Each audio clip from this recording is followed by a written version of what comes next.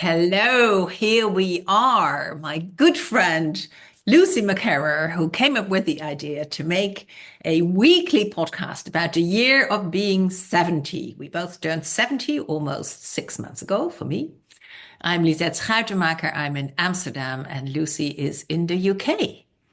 I am indeed. I am in Norfolk, England, and today is our 19th episode. Goodness me, how time flies.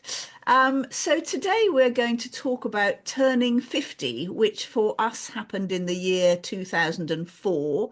So we're going to look at that year. And we're also going to think about friendship and the friendships we had when we were 50 and whether and so when we were celebrating our 50th birthdays, we would have had a specific group of friends around us. And I'm interested to know, Lisette, who those friends were for you in your year of being 50. A Were year of they? being 50. Yeah, for me, I like to celebrate my birthdays. It's actually something I learned from my parents. They thought, they wanted to celebrate life, and so they celebrated their birthdays and wedding anniversaries and our birthdays, and I picked that up.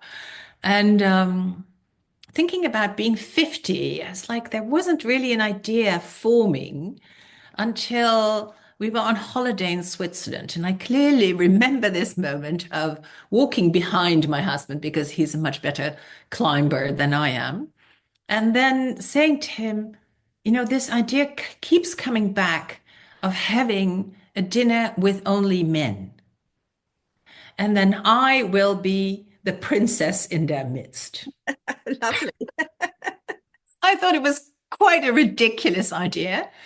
And my wonderful, wonderful partner, Jos, as he does, says, well, if that's your idea, why don't you go through with it? So I did. I did, and it was marvelous. And So how many men did you invite to your party and what yeah, kind so not was it? everybody could come. There was actually kind of a rivaling. I was so interesting on that same day. So my birthday was on a Saturday. Yeah, yours, no. My birthday was on a Saturday or a Friday. I don't remember. At least it was a day for the dinner. And there was kind of a rivaling party, a wedding in Rotterdam of one of my exes, one of my boyfriends that I'd had in my student days was getting married on that day. So some of my girlfriends were not so amused because they went to that party without their husbands and their husbands came to me. I think we were 22 men. And of course, my father was still alive and he was sat next to me. And I had invited my Dutch brother. I'd also invited my American brother, but he didn't come. And I had a variety from all kinds from my student days and many of the men I worked with. At the time, I have more girlfriends now. It's interesting, but at the time, I worked a lot and I worked very well with men. I like them. Yes, me too. I've always had, I mean, as a teenager, I had a circle of friends who well, they were all guys.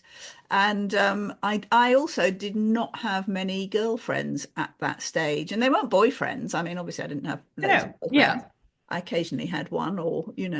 But yes, I have usually worked with men as well. And I don't know whether that's a good thing, but things change. I mean, for me, and my 50th birthday was completely different because I think, the year before, or yes, the year before, we'd moved from London to the country. We had adopted both our daughters. So I had two little girls, and my oldest daughter was going to the village school. So I was making a whole bunch of new friends at the school gate, as you do. Well, you don't know this, but at primary school, where you No, have no, to. no. I've seen that happen, Yeah. of course. It's So called you, the mothers. It's yeah, also a exactly. very So frightening group to yes, each yes, other and to others. The indeed. mothers. It's a whole phenomenon, right? Yes. So you have to, yes, you have to go. drop your child off in the morning and pick them up. So it's not like they just get on a bus or walk to school at that age. As we used to. Yes, indeed. So I had made all these new friends who lived in our village, and so had a very different background to me. I'd say the majority of them didn't work. I was unusual because I was working. And you were maybe also older than And them. also older, yes, exactly. But the funny thing is that when I started giving out invitations for my 50th birthday party, people looked at the invitations and went, "No, you're not 50." And it's not because I'm not saying it's, no, I'm not saying it's because I look particularly young. It is that they had simply assumed because I had small children that I must be, maybe max in my 40s somewhere. I mean, but, maybe so I do think there's a kind of um, what people assume your age to be is sort of Yeah. conditional on your environment, really, and Yeah. how you present it. Anyway, that's by the by. So I had a very different birthday party because I hired our village hall. I invited all my village friends and my family. Richard's parents were there, and they came and decorated the hall, and my mum was there, and my some of my best friends from other places as well, from London. And one of my best friends, his partner, is a fantastic chef, so he did the cooking. So it was quite a sophisticated village hall party, but it was in the place where, one of my kids was at playgroup where we kind of, village life happened. So this was a whole, and it was sort of, I had girlfriends at that point because they were, the mums at the school gate. So it was new. It was kind of transient because as soon as they grew up and went to secondary school, then that all stopped happening, and the friendship group of mothers kind of drifted apart. Yeah. But yeah, Yeah, it's as happens. interesting to Well, my girlfriends didn't take my plans sitting down. They organized a surprise party for me a month oh, later, which was very, very sweet, very sweet. And they lovely. said, they really let me know. Um, Maybe, I didn't think they were as important as the men in my life, but they felt that I mean, it moves me now Yeah. that they went through, yeah, really a little committee got together of women who otherwise don't really know each other and made this happen for me. How very. Also, the men's dinner was so lovely. It was Yes, no, do such tell a, me how it went and what you. yeah, it was a few doors down from where we lived. There was like this private dining room with this woman entrepreneur who is a wonderful chef. And so we had drinks at our house and then we walked over there. And I don't know, the conversation was just nice and kind, and they had lovely speeches. My brother, my Dutch brother, said that very often he couldn't make head or tail of me, and wanted to, as we say in Dutch, glue me behind the wallpaper. That's what we say What when does you're that mean? It's a really great fed phrase. up with someone. You kind of glue them behind the wallpaper so you don't see them anymore. So that was his speech to me, and then he expressed his kind of bewilderment at the kind of men who were around the table because they were quite normal people, and he was, And he's not he was normal. surprised. Oh, I see. Oh, he was surprised that they He was were. very surprised at the people I had there. And my wonderful friend Eckert was still alive, and my father actually held a very, very sweet speech about how how when he was young he wanted to make a good impression, so he walked with his hands behind his back. He thought that gave him kind of poise. And in Utrecht, so when I was even younger than two, he was walking with us, with me, and then I would walk like that too. And there were two women sitting on a bench, and they commented, and he'd always remembered this, so sweet, who commented and said, "Look, that little girl is exactly doing what her father does." And then he went on to say, "That's the last time you did anything the way I did." And he said, and it was really beautiful, he said, "I often don't understand what you're on about, but I have learned that 10 years onward, I read about it in the newspaper." Wow, that's a I cool. felt so, so seen by him. Yes. No, that's lovely. That's lovely. But I do think that you took your father as a role model for far more than your mother, didn't you? I mean, Yes, I I'm know you may sure. not have done things in the way that Yeah. you would have done them, but you were never going to be a housewife and mother, and you were a business person from. Yeah, but I spoke with this yesterday with my sister, who her husband has had a knee operation. So now he is, we call him the food and beverage manager, her husband, and um, and now my sister needs to go grocery shopping and cook and do all the domestic things, and she go like, oh. I mean, she doesn't do anything of that at all. And my mother is, when there was sun out, she would just drop everything and sit in the sun and thought that was an activity. And I now, with these wonderful, glorious spring days, I do the same. I do resemble her maybe more than I ever gave her credit for. Yes, I think it's interesting how we kind of see our traits, our parents' traits coming through us at different stages Yeah. later in life. Yeah. I was talking to my mum about the novel I'm writing set in my childhood, and I was saying, "Oh, I remember this and I remember this," and she was saying, "I don't know how you remember all that. You're just like your father. He had that kind of recall and could remember things." And I'd never thought that of that sim. I always think I'm quite different to him, but actually I'm not. But Yeah. that's a Yeah. nice Yeah. thing to Yeah. me to have in common with him.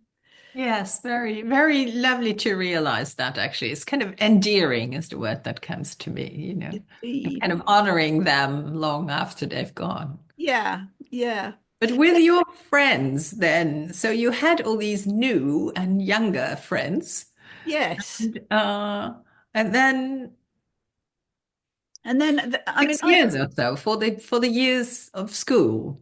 yes, which were probably in total, I don't know, with both daughters about 8 or 9 years. But I don't consider myself a good friend. I'm not good at being a friend. I'm scarcely in touch with anybody I was at school with. I mean, I kind of follow some of them on Facebook and I'm interested to see what they're up to, but I feel that I'm not in the same place as a lot of them. I don't have much in common with them. And I mean, the reason I'm often in touch with people and involved in their lives is because I'm working with them. I mean, I see a lot of you at the moment, which is lovely because we are doing this, which, you can see it as a sort of piece of work, a project that we are doing on a weekly basis. And it's lovely. But I know I mean, somebody said to me who was in my mastermind group who was leaving this time, said, "Oh, I hope we'll keep in touch." And I said to her, we need to find a project to work on if we're going to keep in touch, because otherwise, much as I love you and consider you absolutely a friend, I know that I won't keep in touch I mean, in a just a sort of domestic almost, I mean, an outside work way. And I See, this admire is people who do that. so liberating that you're saying, because I've never heard somebody voice it quite as frankly as this, but it is as if you're talking about me. I am not a very good friend. I'm not a very good friend. I don't keep in touch. I mean to telephone people who I know and then week after week, and then I'm not. And the other day I said I met this young woman, very wonderful, wonderful designer of, well, wonderful things. And I said, I would like to adopt you as my niece, but the best thing would be if you could give me a role somehow in your company and not paid or anything, but kind of a counseling role of a person to bang off. And I would like to, because then I'm just not good at talking about things that are not work related. No, I Bit know. ashamed of I this. know, no, me too, as well. I mean, I am fascinated by other people's lives, and when I do catch up with people, I do want to know what's happened to them and their families, and sort of. But I just don't do it. I mean, I mean, my one of my daughters-in-law is absolutely brilliant. She has friends who go back to school, university friends, and she's always in touch with them. She almost takes the role of the one who holds them in a group, who has outings. They go for drinks, they go for dinner, they go for holidays even sometimes. And I just I'm not motivated to do that at all. I mean, I think it's absolutely lovely with, people who do that, but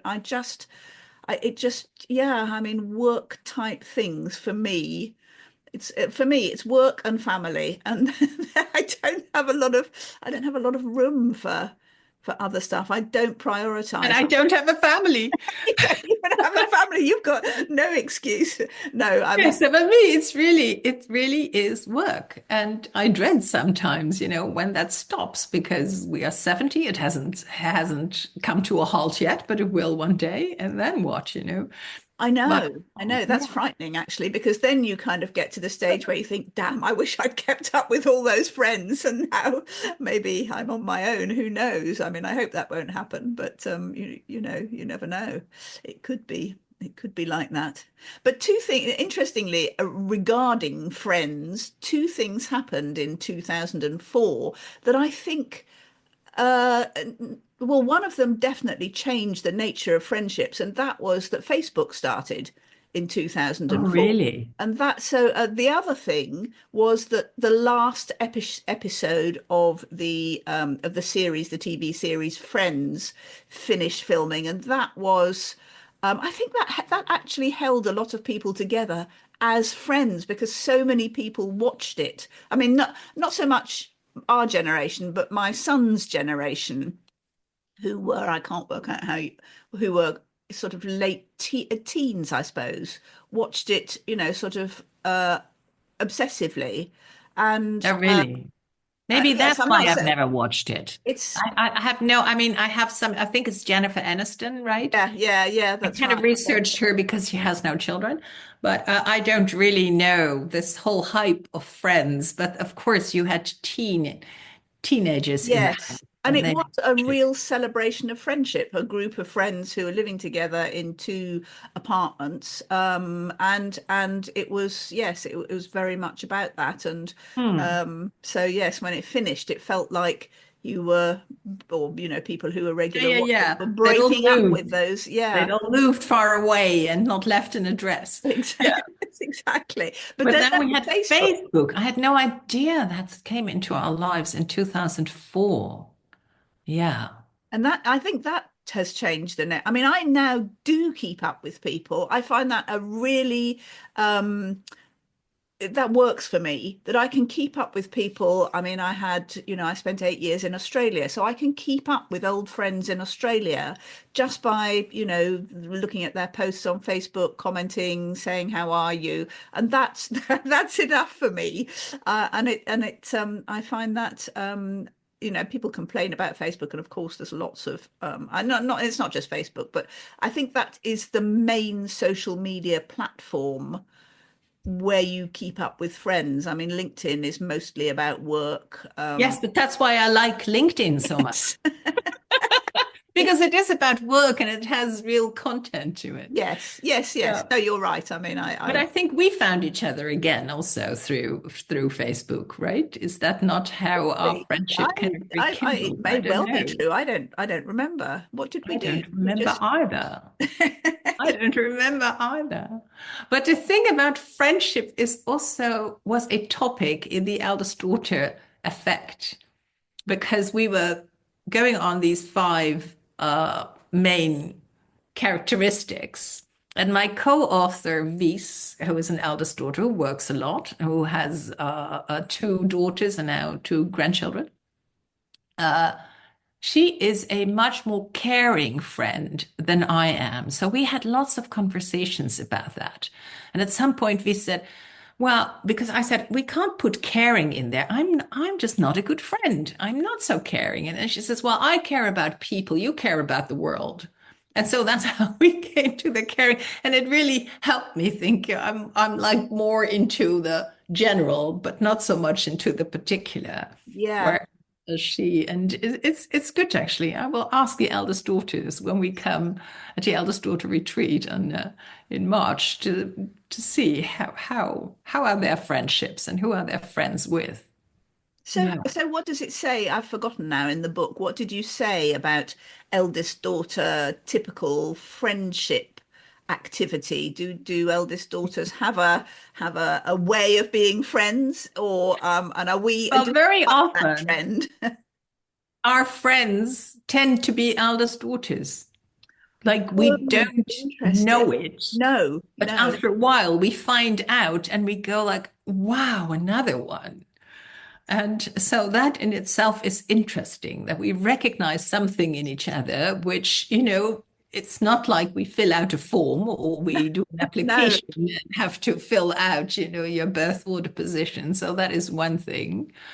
And yeah, as the kind of responsible, thoughtful, dutiful people that we are, women that we are, we often have conversations about those kinds of things. It's kind yeah, of, we're often not the best party goers.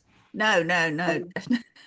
No, you're not. I am. I I do like parties, and once I'm there, I'm often the last one to leave. So that's different. But we like our conversations to have a topic of interest. We like to learn something. That's kind of because we're thoughtful eldest daughters. So it's not absolutely, yes, yes. I just can't. inane conversations and lots of laughter.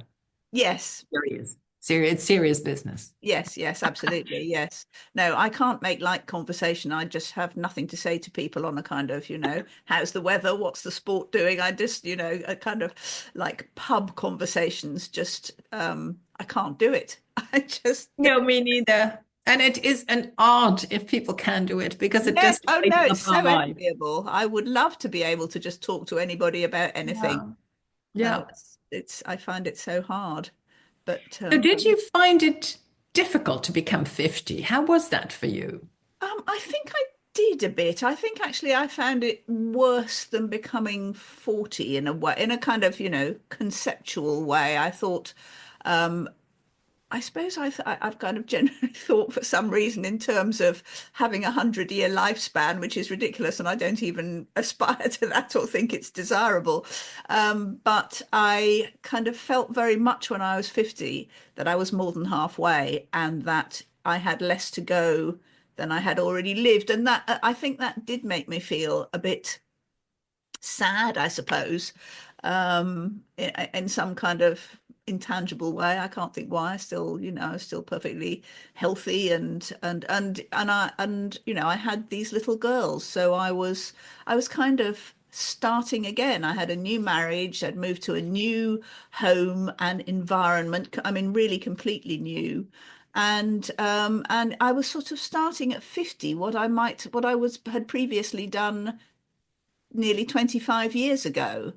And actually, there's an experiment by somebody called, I think she's called Ellen Langer, and she's a psychologist who did a psychological experiment that was called it ended up being called the counterclockwise study.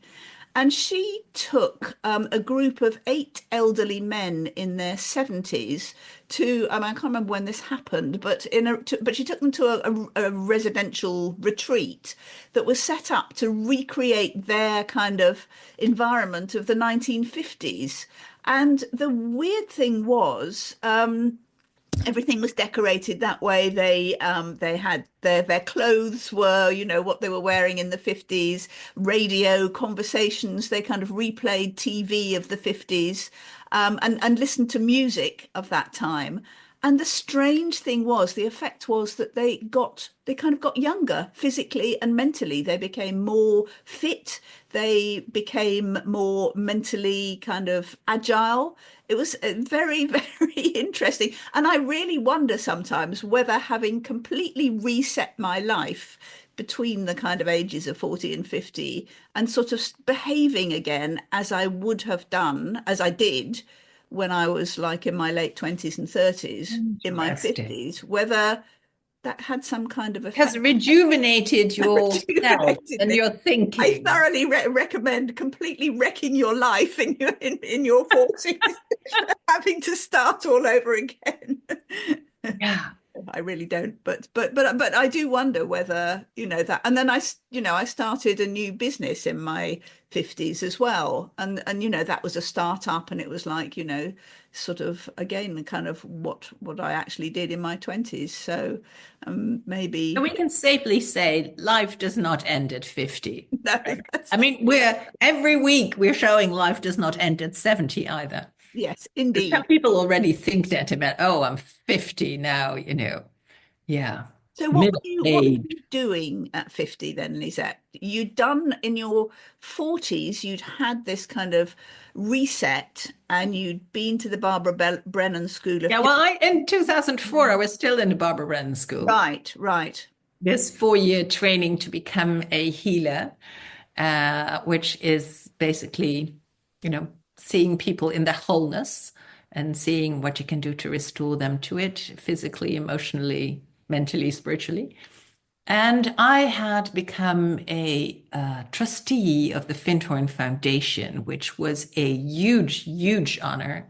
And I sat in those first years, I was very much beset with what I call childhood conclusion two, which is very much about being not good enough.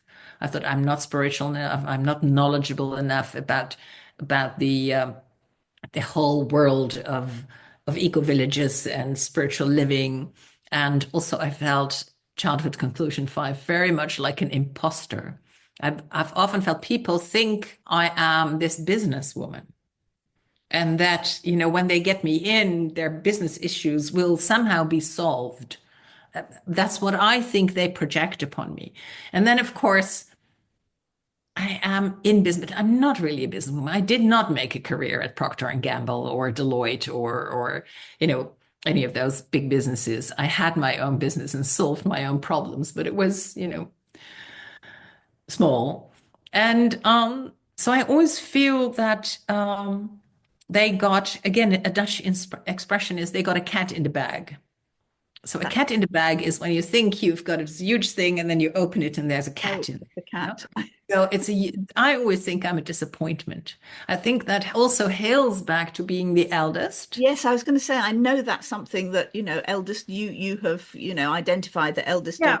suffer from. We think they're a disappointment because we were replaced. We clearly weren't good enough. We weren't good enough, so they needed to get a second, another one.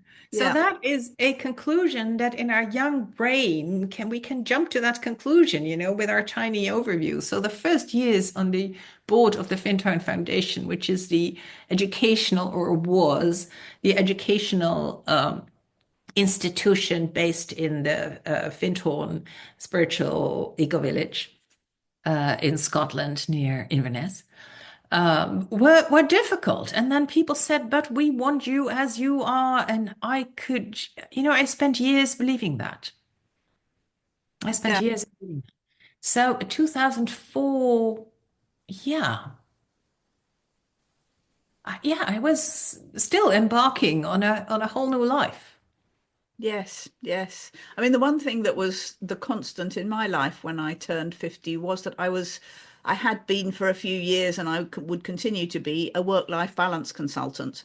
And I was going into all sorts of organizations, again, feeling a certain amount of imposter syndrome because I had no training in it. I just kind of jumped in when somebody asked me to come and work with them a few years before. And it was a new thing. So there was no Yeah, so training. who had any training No, in it? no, It was a no, new that wasn't. thing. You were But I, finding it out as you went, right? yes, yes, but I also had no kind of corporate or otherwise business training. And I was going into organizations like, I mean, it's such a range of them. Big banks. I worked for at Microsoft. I worked at Virgin.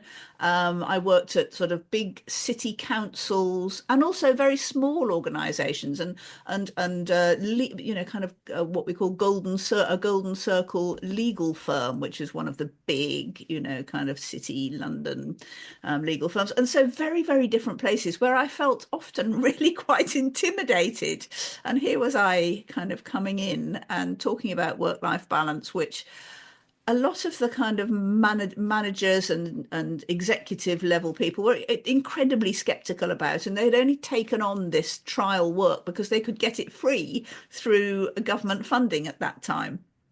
So And then you came in and they were skeptical. And then what happened? And then so we used to run these trials where we would get a team or a group of people working together, and we would uh, get them to talk about their needs outside work, which was often something they didn't do, and how flexible working, different kinds of flexible working could actually help them both in their home lives, but more importantly, in their work lives, and help them be more productive and more flexible. And so we would run these trials for 3 months or something, where people would actually keep journals about how things help. So some people would try a job share where two people were doing the same job, and that was considered very kind of unhelpful by a lot of people, looking back. Life was still quite compartmentalized, right? Yes. You went to Yes, work, you wore yes. a certain outfit, you Yeah. spoke a certain lingo,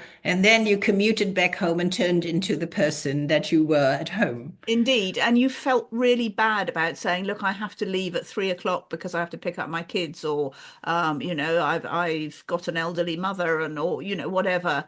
And it was difficult, especially for men. Women were, mothers were sort of allowed a bit of leeway, but also looked down on for doing so. But men, really tried not to mention their home lives at all at that stage. And I remember holding a talk at in fact, this big legal firm where there were the partners sitting there, and this one woman who was I think she was about to make partner, or she was a partner, and their attitude was basically, well, women, if they want to be part-time, yes, they can be, but we're not going to promote them because clearly they're not committed to the job. And she stood up and she said, I want to tell you how I am committed to this job and this company. I employ a nanny who costs me X thousand pounds a year to look after my children. I leave at 4 o'clock or whatever to go and have tea and put my children to bed. I have bought a flat near this building so that when my children are in bed and my husband is home, I can come back in the evening and I can do the work that I didn't finish during the day. And I am doing probably more hours than many of you, but being paid on a part-time basis because I want to stay with this business. I am committed to my career, and you are telling me I'm just a mother who is. And they were like, ooh, they were, they were, But it also shows, how at the time and even now, still the mothering is the woman's yeah, kind of province, and then the men are actually quite free to go where they please and do what they think is needed for the job absolutely. and And you leave it to still their hear, partner to. yeah, indeed. And men then, and you still hear it, are when they say, oh, I need to, go and collect my child from school or take them to the dentist or whatever, you still hear managers saying, can't your wife do that? I mean, it's, But it is also so interesting that it was 20 years ago when Facebook was just starting and the whole online thing as we know it now hadn't happened yet. And no, now, no, I mean, work-life balance, I feel there is no compartmentalization, maybe some. I mean, I try not to send emails, business emails over the weekend. Sometimes I write them and then I send them on Monday morning because I don't want to kind of have people think that they need to respond to me. But I think in corporate culture is very different. It just goes yeah. on 24/7. Yeah. Yes, absolutely, absolutely. And I mean, over lockdown and COVID, obviously working from home suddenly became not Yeah. just acceptable but essential. And people started to say, "Oh, well, gosh, we can do this," And then Yeah. when lockdown ended, some people were saying, "Okay, this is working, and we're going to stop the expensive business of renting our city offices, and you can all work from home, or there can be." And now it's called hybrid working, where you do, you can Yeah. that flexibility. But there, the on the whole, I would say the kind of the more right-wing elements, particularly in government, were saying, not necessarily saying now, but were saying with our last Conservative government, you've all got the civil service has all got to get back to work. We're not having any more working, none of this working from home nonsense. You've got to get into the office and behave properly, and just not taking into account at all that people waste a hell of a lot of time commuting. It's expensive, it's bad for the environment, and they can actually get a lot more done if it doesn't matter if they roll out of bed in their pajamas and do work, it doesn't matter if they work at 4 o'clock in the morning, if that's what works for Yeah. them. It's the outcome that matters, whether they Yeah, achieve. but it's also, I would say, to counter this, there's there's little conversations that happen because you meet at, the coffee counter, or you just, walk by somebody's desk and you wouldn't call them for that. And mostly when you work from home, you kind of have lots of back-to-back calls also. And and I think those are those sparks, Oh also no, are kind I of I completely lubricant of the agree. organization and a Yeah. kind of coherence, because I do understand how people say, I hardly know the firm I'm working for because I'm doing my job. But who am I actually working for? I don't really know them.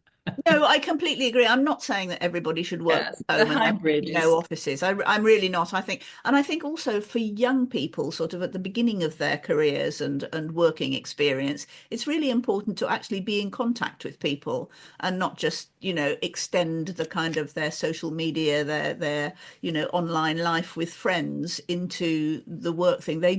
You do learn from people in person. You do need to yeah, watch people, see what people do, learn about how people behave and body language and, style of leadership, which you can't just get from never-ending Zoom calls. I completely agree with that. But I really do think it's important that there's flexibility yeah, and that people have, the right balance that works for them and make their lives as easy as possible. Because what came out of all our work-life balance trials every damn time was that for those teams doing it for those 3 months, and we measured this very carefully. It wasn't just a kind of, oh, that's nice, people are happier. Productivity went up, retention went up, and recruitment was easier. If you advertised a job and you said there was flexibility, you got far better candidates to applying for it. So wow, every time, all those things. So basically, the bottom line was positively affected.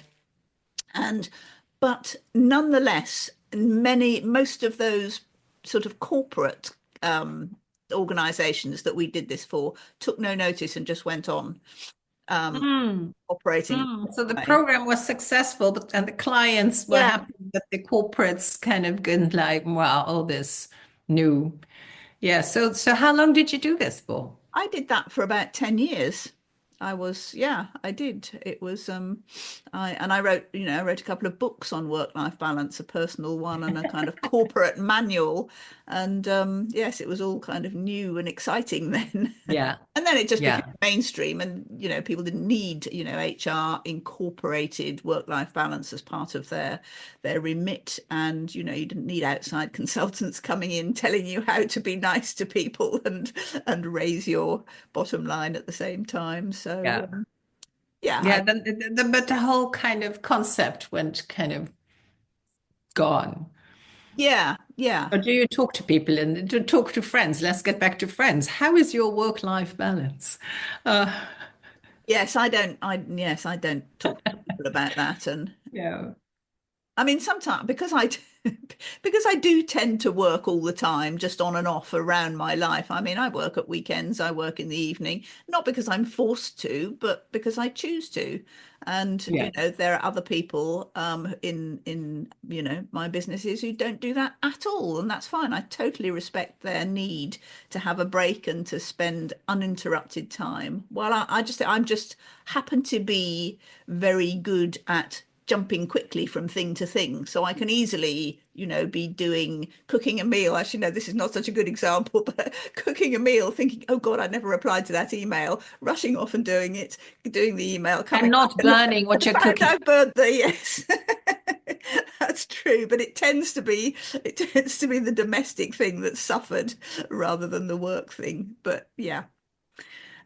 So yes, that wasn't a very good example to say I'm good at multitasking. Well, no, it's very impressive. It's very impressive. Yeah. That you can cook and do emails at the same time and Wow. not, and still serve a good meal. Yes. Yeah. Yeah. So what are our final thoughts about having turned 50? Was it a good point in our lives? I think it was a good point. For me, it was a good point in my life. Yeah, I felt I was more rooted uh in my own circles, in my way of being. I was discovering whole new worlds and training myself and yeah, I think I was in a good place at 50. Yes. Yes, yes, I think I was. I enjoyed um going back to a phase which the first time had all been new and probably a bit more terrifying, but this time I kind of knew what I was doing. So Yeah. it felt like coming back to something where I actually had some sort of skills and experience. So yes, it was a nice time. And Yeah. I thoroughly enjoyed being in the country, which I'd, as opposed to being in London. So Yeah. That's a whole other topic. it Living in is, it and is. living in the city. Sure. Yeah. Yeah. Yeah. Well, so that was us at 50. Us at 50, 20 years ago now. Yeah, goodness me. Well, next week we'll be talking about some other interesting topic. Yes. We'll come up with something. We It will. always happens. It has happened 19 times now. So we'll go for Exactly. 20 and Yes, onwards. next week will be our 20th, Yes. 20th episode. Amazing. Wonderful. See you then, Lucy. See you then. Bye. Bye.